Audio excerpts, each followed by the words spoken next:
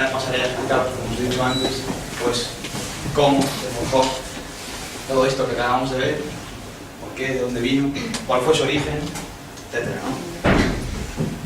Entonces, bueno, ¿cómo nace la novela de Mario Puzo, la que escribe, donde viene el guión, que es El Padrino, ¿no? Esta novela. Bueno, con este libro se establece un paralelismo muy claro con otro, que es El nombre de la rosa, de Humberto Eco. El paralelismo se explica porque ambos autores, a la hora de ponerse a escribir el libro, decidieron que ya era hora de escribir un libro que tuviera muchísimas ventas. Es decir, que se convirtiera en un bestseller. En el caso de Mario Puzo, esto fue porque él, bueno, en ese momento, el momento que inició la escritura del libro, pues pasaba por un momento difícil, era muy dado al juego y digamos que tenía muchas deudas, ¿no? Entonces necesitaba algo para poder pagarlas. Entonces dijo, voy a escribir un libro dirigido al gran público. Como así fue. Realmente el libro tuvo muchísimas ventas, se convirtió en un bestseller. Bueno, llegó a tener tantísimas ventas que los productores de Hollywood pues dijeron, oye, a ver que tenemos que hacer una película sobre esto. Pero antes de la, digamos, de explicaros cómo eligen los productores al director, etcétera, pues os explicaré cuál era la situación previa al Padrino, digamos a la decisión de decir, vamos a hacer este proyecto. Bueno, en ese momento, finales de los años 60, principios del 70, las películas de mafia no recaudaban. De gángsters, pues no recaudaban. De hecho, un ejemplo muy claro fue una película, se llamaba Mafia. Entonces esa película no recaudó ni en el primer fin de semana. Entonces, bueno, digamos que no era una situación muy propicia. Pero sucedieron dos hechos concretos que, digamos, posibilitaron que la película, pues digamos que el proyecto tomara tierra, ¿no? Bueno, primero, que empezó una moda retro en Hollywood, en la cual los directores, una serie de directores, pues empezaron a hacer películas ambientadas en los años 40. Bueno, El Padrino está ambientado en los años 40, como otras, por ejemplo, Bonnie and Clyde o El Golpe. Entonces todo ese tipo de películas, digamos que se empezó esa moda, ¿no? Y además se estrenó una película relacionada con los gángsters, se llama Los secretos de la Cosa Nostra, donde actuaba Charles Bronson. Entonces esa película sí tiene cierto éxito. Digamos que se empieza a forjar el clima pues para que salga un proyecto de tal envergadura como El Padrino. Entonces, bueno, ¿quién se lleva ese proyecto? ¿Quién se lleva la novela? La Paramount compra los derechos de la novela. Entonces en ese momento buscan un director, un realizador para llevar a cabo ese proyecto.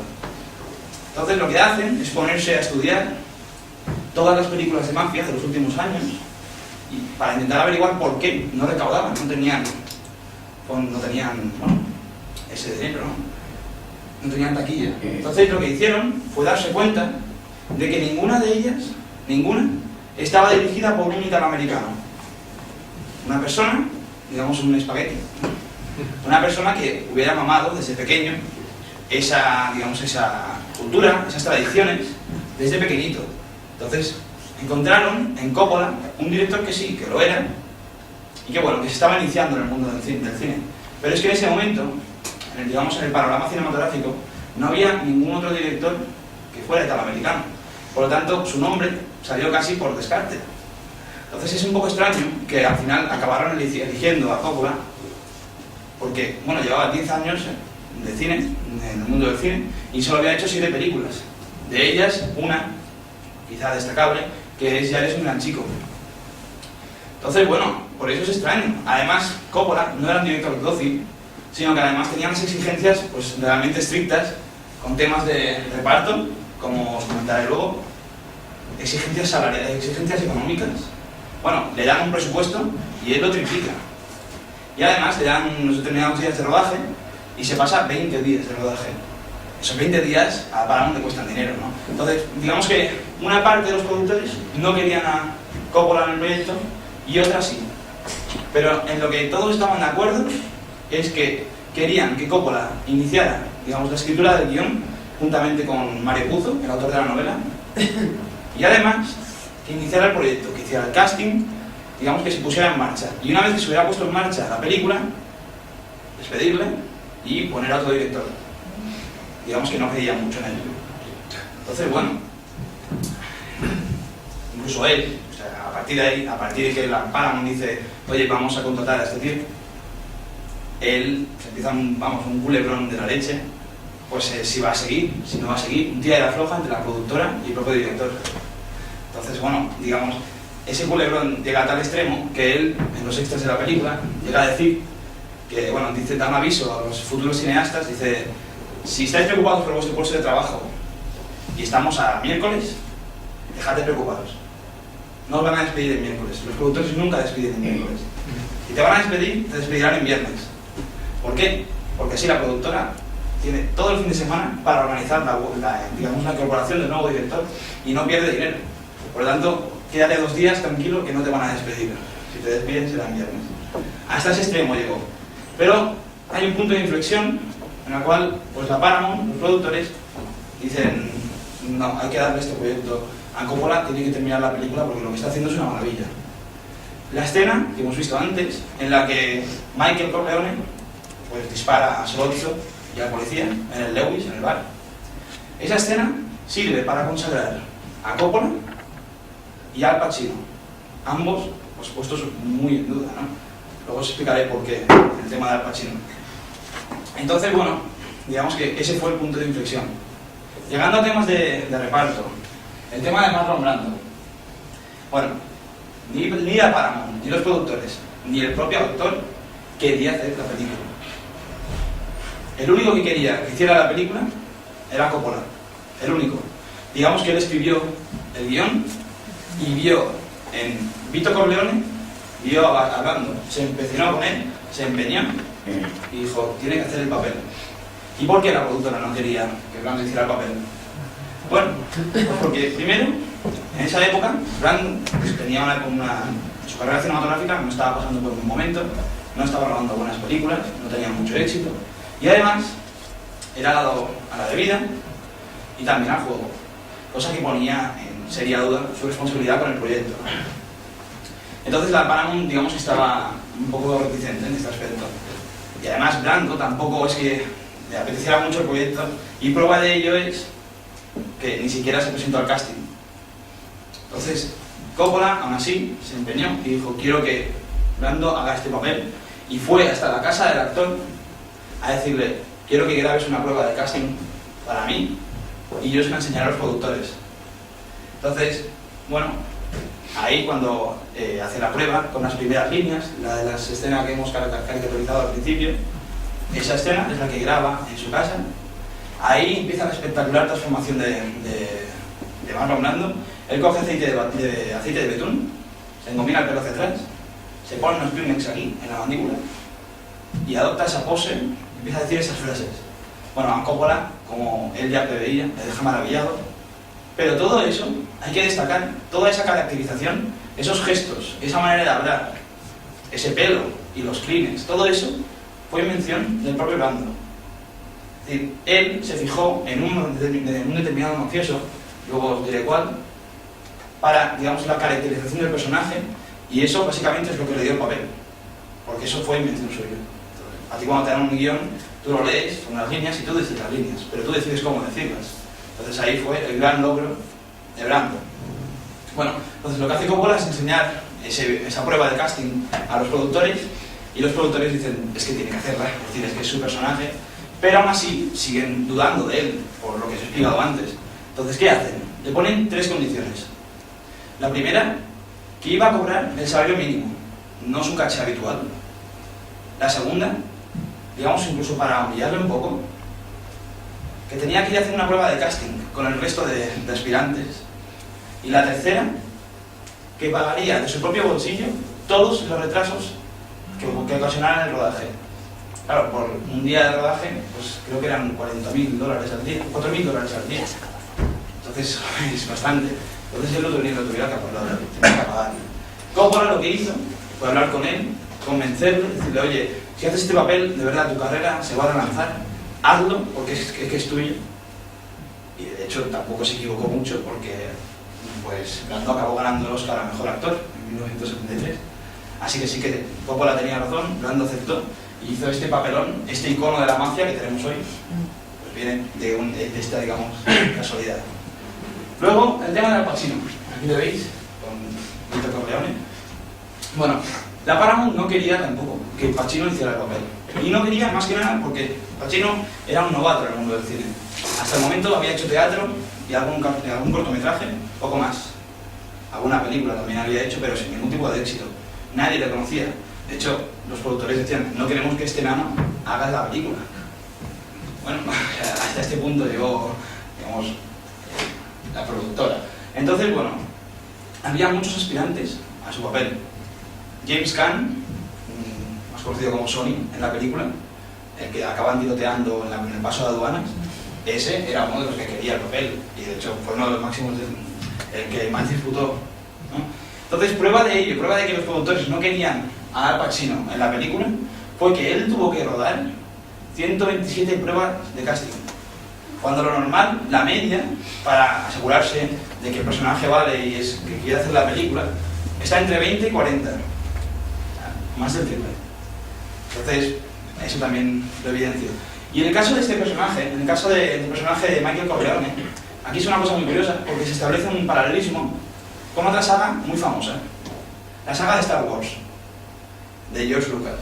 Bueno, cuando tú ves por primera vez la primera película de Star Wars, pues tú sales de la película pensando que has visto la película en donde el protagonista es Luke Skywalker. Bueno, cuando al final, cuando tú acabas viendo toda la saga, esto no es verdad. Es Anakin Skywalker, es decir, Darth Vader. Pues lo mismo pasa con El Padrino. Vosotros habéis visto una película, los que no la habéis visto nunca, no os quiero hacer spoiler, pero los que no la habéis visto nunca, pues la veis y pensáis que habéis visto una película sobre un gran capo mafioso, sobre todos sus negocios, sobre cómo acaba muriendo, y le sucede, digamos que coge su relevo Michael Corleone, su hijo. Pero cuando vosotros veis toda la saga, os dais cuenta que el verdadero protagonista es Michael Corleone. Digamos, el padrino al que nombra la saga es Michael Corleone y no Vito Corleone. Entonces ahí se establece esa relación. Esto no es casualidad. Bueno, George Lucas y Coppola pues eran muy amigos. De hecho, George Lucas intervino en el rodaje de la película, ayudando.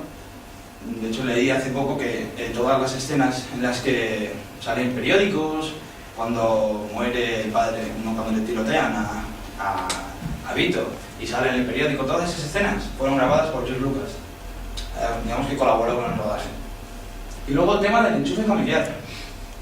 Bueno, a ver, uno de los temas principales de la película es la familia, ¿no?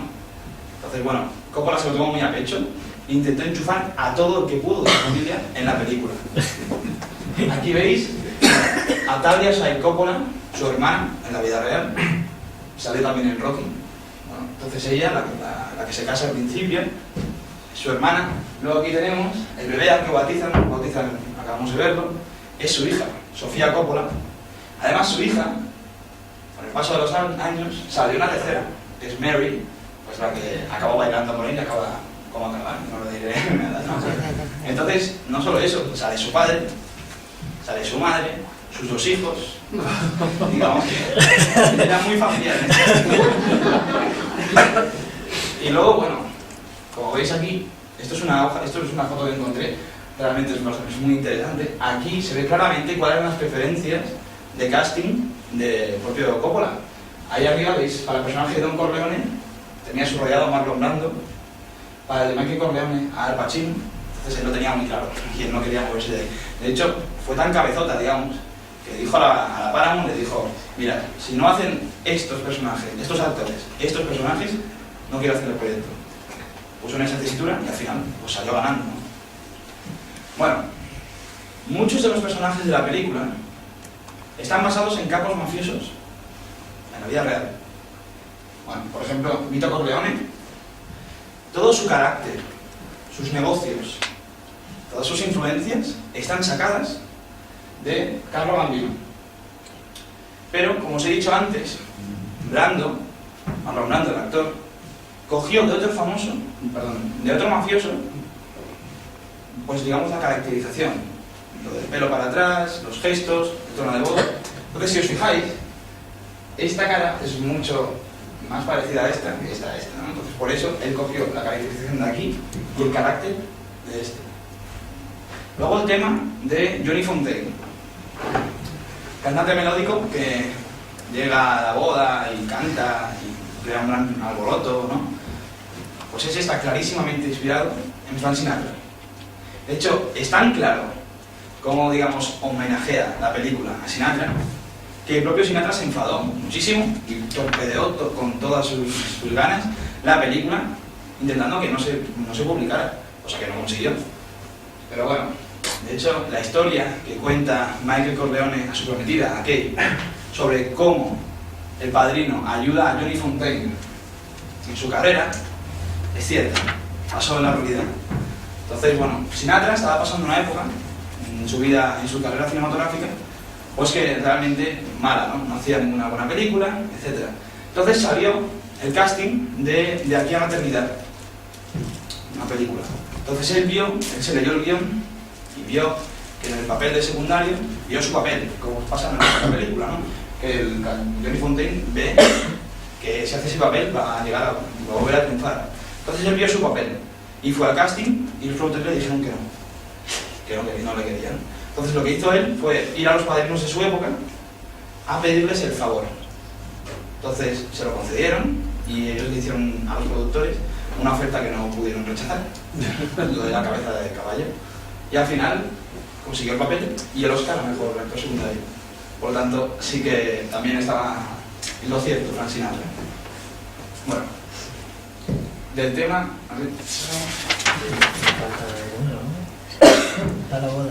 Ahora os comentaré una escena, bueno, no es una escena, es un conjunto de escenas que para mí son mis favoritas, para mí el mejor momento de la película es al principio, cuando, bueno, está la escena de la boda y digamos el diálogo ese que tiene con Bonasera, el padrino. Bueno, según el propio Coppola dice, en los extras, dice: la boda a mí me brinda una oportunidad excelente para presentar a todos, no todos, a casi todos los personajes de la película. Si os fijáis, cuando volváis a ver la película, espero que la volváis a ver porque se merece un par de visionados, todos los personajes que están en la boda tienen una frase, tienen un gesto o incluso un discurso que denota un poquito de su personalidad. Más o menos, tú con solo ver esa escena, tú ya sabes qué papel va a tener cada uno en la película. Uno es muy bueno, otro es muy malo, otro tiene más poder, otro menos. Digamos que es como un título de créditos, pero en imágenes. Entonces eso es muy curioso. Además, en esta escena, en este conjunto de escenas, establece, bueno, un contraste entre dos ambientes que para mí me parece espectacular, que es esa fiesta, ese júbilo, gente cantando, gritando, bebiendo, pasándoselo muy bien, cuando a escasos metros, pues se están teniendo las negociaciones más macabras, pues se está hablando de violaciones, de asesinatos, etc. Y aún así, a 2 metros hay gente gritando y cantando. Entonces, para mí se establece un equilibrio que está perfectamente equilibrado y es un gran logro cinematográfico. Luego, bueno, el tema estrella del padrino, las naranjas. Siempre que aparece una naranja en escena, siempre la vida de un Corleone corre peligro. Aquí hay un montaje. Este montaje es, bueno, lo que dice, lo que viene a comunicar es cuántas veces salen naranjas y cuántas veces un Corleone pues, corre peligro en toda la saga. Esto no es solo de la 1. Entonces, bueno, de hecho, como no hemos visto el final de la película, cuando muere Vito Corleone, hay una anécdota muy curiosa que está aquí, no sé si lo veis.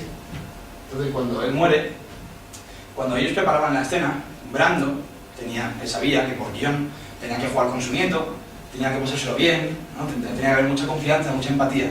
Entonces, mientras preparaban la escena, lo que decidió hacer Brando es coger una naranja, la empezó a pelar, se la puso en la boca, empezó a hacer, no sé, tonterías al niño para que se riera, para que el niño ganara confianza por él. Entonces eso le gustó tantísimo a Coppola que decidió incluirlo en la película. Eso no estaba en el guión.